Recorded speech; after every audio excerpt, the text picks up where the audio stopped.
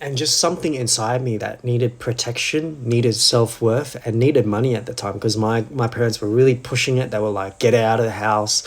We lived in Holsworthy, in a very small, I think it was only just a three bedroom, a two-bedroom. One room was actually a study.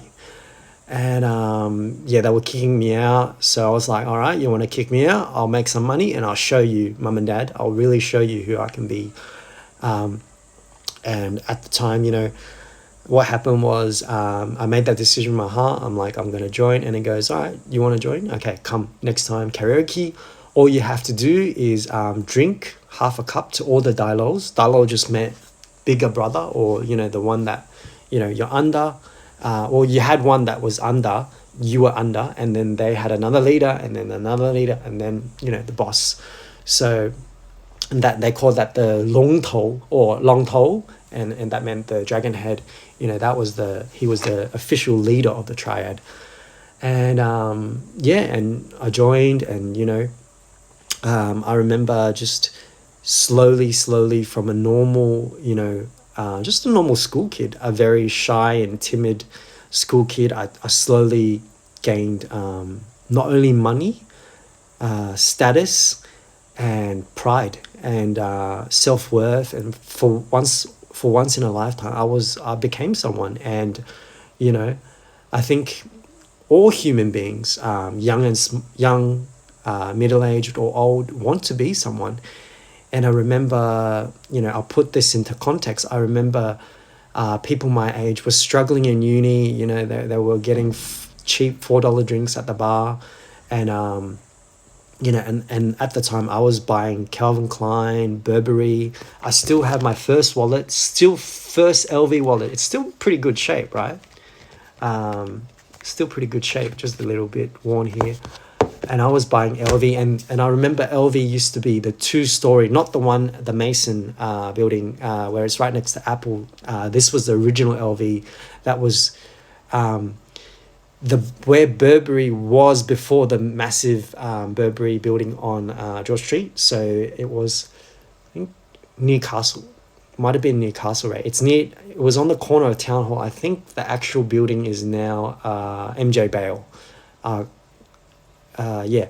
And it was just very small. It was like just a 2-story building, very, very small.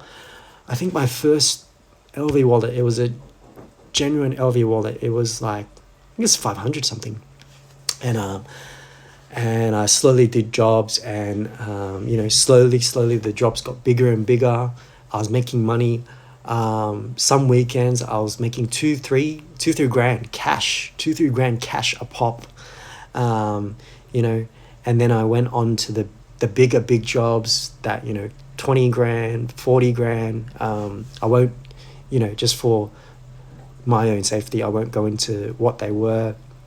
But yeah, and dealing drugs. I didn't deal because I needed the money. I dealt because, it was cheaper to buy in bulk. And a lot of my friends, they would, we would go to raves, and they'd be like, they ask me like, Jimmy, bro, you got any? I'm like, yeah, mates rates, blah, blah, blah. $15, $20, because back then people would sell pills and caps like $30. If they didn't know you, some people would even charge you $50. Yeah, so, and as I got, deeper and deeper in the triads, I got more brazen. I'd start fights, often we'd carry weapons, and we were ready to go. If people caused trouble in our territory, we would fight them. Or even if we didn't like the look of them, that was how,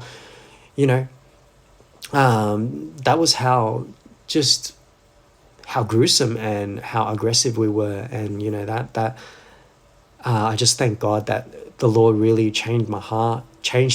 And there is a Bible verse that says, He gives you a new heart, a heart of flesh from the stone heart.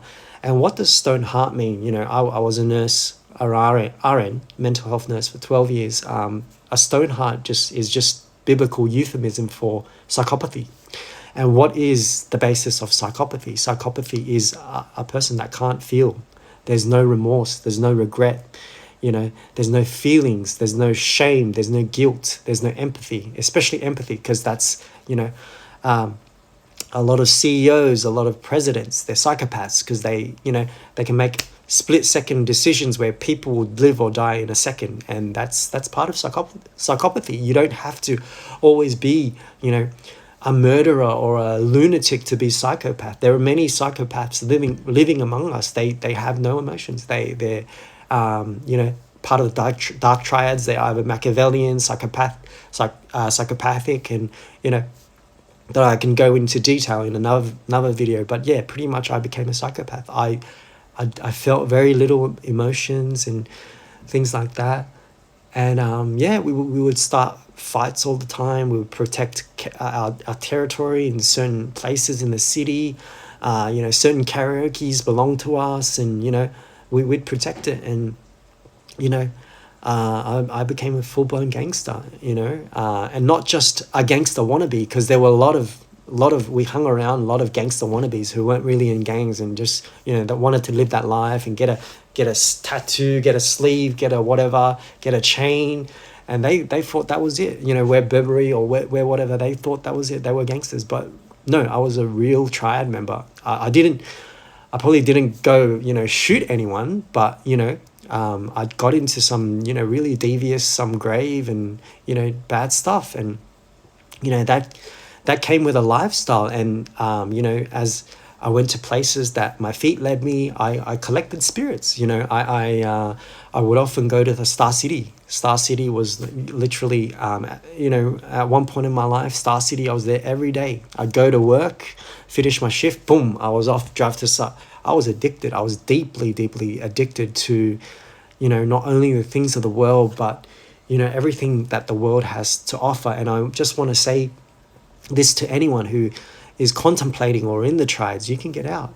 God can save you, or if you're living a life of sin, or if you're going to, strip clubs, or you're gambling, or you're going to places that you shouldn't be, or there's, sex involved, lust involved, whatever, whatever you're doing, even the most evil and murderous, even the gay people, or the weirdos, the creeps, the pedophiles, there is a way out.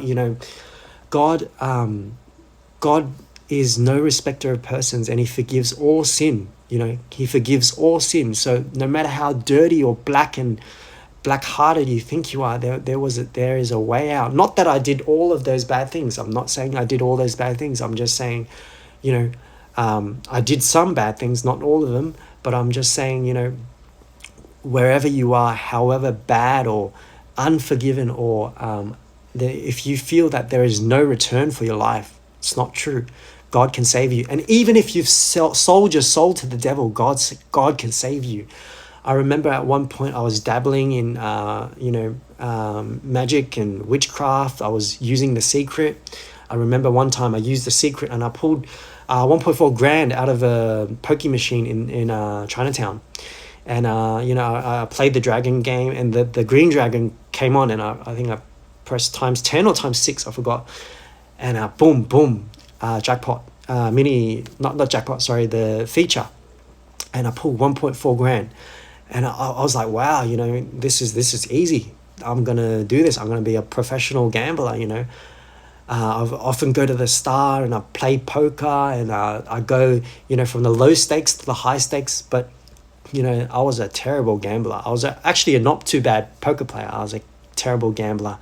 And I just go in with more money and I gamble. And a lot of my friends were gamblers. They were all, they would go to raves, and I had friends that were nurses and doctors, and just because you're a professional, it doesn't mean you don't have a secret life or a wretched life where you go, just pop pills on the weekends, snort cocaine, and just sleep with women. It doesn't just because it's a health professional, it doesn't mean people don't do that. And I know I'm speaking to some of my old friends or acquaintances that I used to know. There is a way out. There is a way out of this, and his name is Jesus. So just like me, I want to just encourage you to call upon the name of Jesus. And that's almost 10 minutes. So I'll be finishing part 2 there, and we'll go into part 3 of how I became a Triad member in my life.